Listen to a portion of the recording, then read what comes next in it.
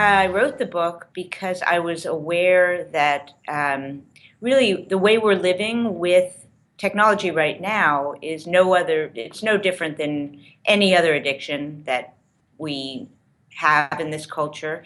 The difference is that we've all sort of agreed upon this addiction. It's a condoned addiction, but I saw it in my own life. I saw it in my clients' lives. I saw it in my family's life. It has all the markers of an addiction. One of the major ones is that if you want to cut back, but you can't or you won't, that's the first marker of an addiction. The fact that it causes us, technology does, to feel what I call twired, which is a combination of tired and wired, depleted and also agitated. This is not a book by any means about going to live in a cave. This is not about being a Luddite. This is really a book about finding freedom in technology, not freedom from technology. And, I use technology every day. Everyone I know uses it. That's not an option anymore. And frankly, we don't want to be without technology because there's lots of wonderful things about it. So this book is about teaching the reader how to start making a little bit more discerning, a little bit more evolved choices around technology, since it's here to stay. And these are choices that will lead that reader to feeling a greater sense of satisfaction in their life and wholeness and groundedness.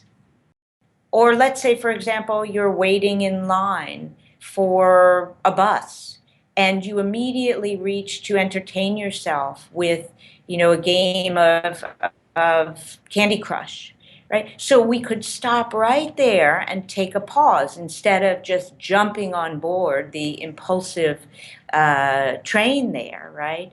We could ask ourselves, what would I have to feel if I couldn't get on in this moment? Right? What am I actually experiencing that's leading me to want to distract myself, right? So rather than just using technology to distract ourselves and get away from the present moment, we could use it as this great opening to say, wow, is there something here I don't want to feel? Is it boredom?